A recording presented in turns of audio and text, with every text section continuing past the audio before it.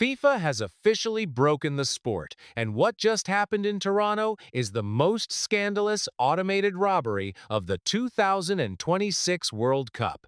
The legendary Luka Modric is heading home in tears. His international career ended not by footballing brilliance, but by an invisible sensor inside a piece of plastic. We were in the 103rd minute of an absolute knockout thriller.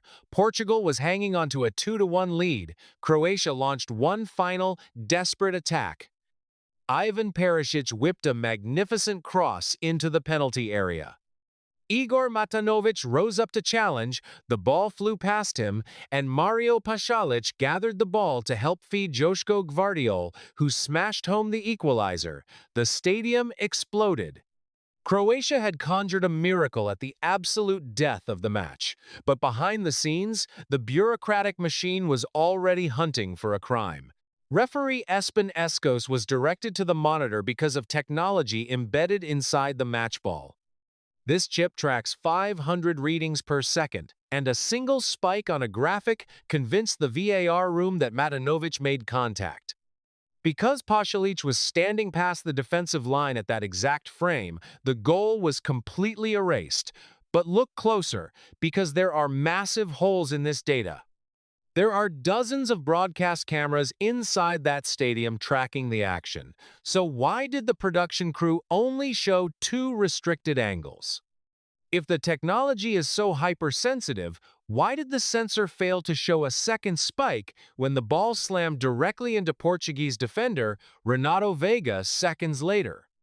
The ball clearly strikes Veiga's head and back on the video track. If the microchip operates perfectly, it forces a massive question. Where are the 2 spikes on the timeline? The reality becomes even crazier when you look at the actual rules regarding this contact. Matanovic himself stated after the match that the ball might have merely brushed his hair.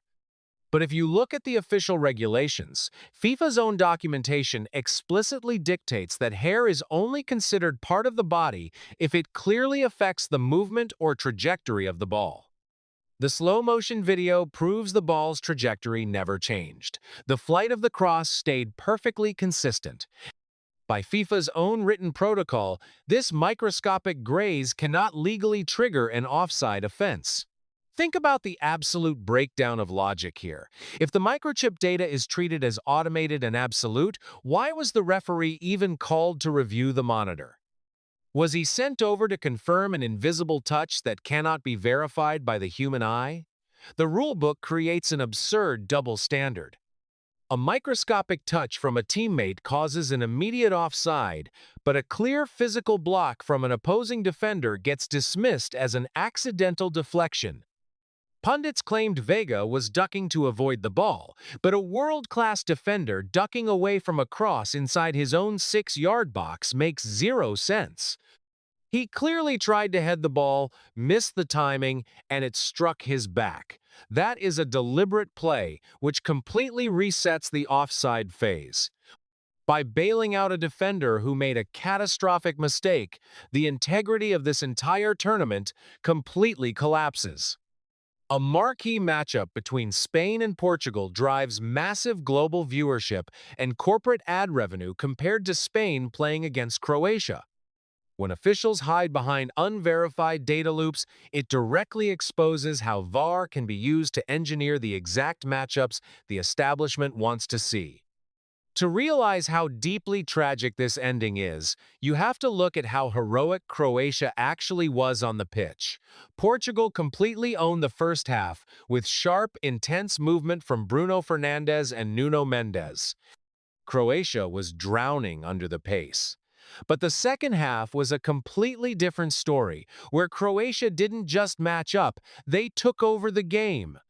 Ivan Perisic broke the deadlock with a brilliant piece of accidental genius. His opening touch was heavy, but that imperfect control actually steadied his frame, drew Diogo Costa out of position, and allowed him to slide the ball directly through the keeper's legs. It was pure organic footballing brilliance. But the establishment always finds a way to balance the scales for the Giants. Cristiano Ronaldo thought he equalized early with a sensational long-distance volley, only to see it flagged for a tight offside. Minutes later, he got his goal anyway through an incredibly soft penalty decision. Think about the blatant inconsistency here.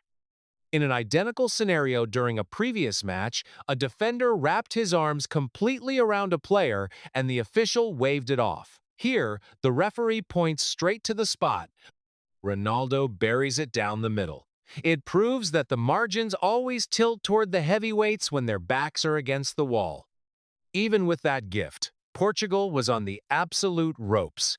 They were completely saved by a world-class performance from goalkeeper Diogo Costa.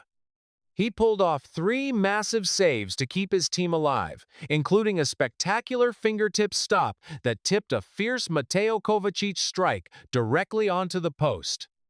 That immense defensive effort allowed manager Roberto Martinez to make the ultimate gamble. He did the unthinkable and subbed Cristiano Ronaldo off, moving Gonzalo Ramos up front alone. If Portugal goes out there, the global press hammers Martinez into oblivion. Instead, the gamble lands. Ramos rises completely unchallenged between Joško Gvardiol and his center-back partner to score a glancing header in stoppage time. That dramatic sequence set the stage for Croatia's final, heroic push, only for the microchip to steal their destiny. The emotional fallout leaves a permanent, bleeding scar on the entire tournament. Think about the psychological destruction of these athletes. A generation of legendary players pours their absolute blood and sweat into the grass for over 100 minutes, completely outplaying a global superpower in the second half. They earned their shootout. Instead, they get systematically executed by a cold, pixelated video loop inside a silent control room. Luka Modric is left weeping on the pitch because footballing merit was thrown directly into the garbage. But let's settle this right now down in the comments. Did the referee straight up rob Croatia to protect Portugal, or are you blindly trusting a computer chip over your own eyesight? Is Zlatan 100% right that video review is actively poisoning the raw passion of modern football? Drop your unfiltered thoughts below. Tell me if you believe small nations face an invisible double standard when the tournament stakes land this high. I am reading and replying to every single comment down there to keep this debate moving. If you are absolutely sick of these robotic, pixel-hunting whistles stealing historic miracles, do not let this automated robbery stay hidden in the dark. Share this video with every single football fan you know. Send it straight to your group chats and blast it across social media to expose this absolute farce to the world. We need to make enough noise so the establishment realizes they cannot hide behind a computer chip. Hit that subscribe button right now because this World Cup is completely spinning out of control. We are covering every single referee scandal, every rigged VAR review, and all the raw tournament drama the mainstream broadcasts refuse to talk about. Stand tall, protect the integrity of the beautiful game, and keep the passion alive. Stay safe out there, and I will see you in the next video.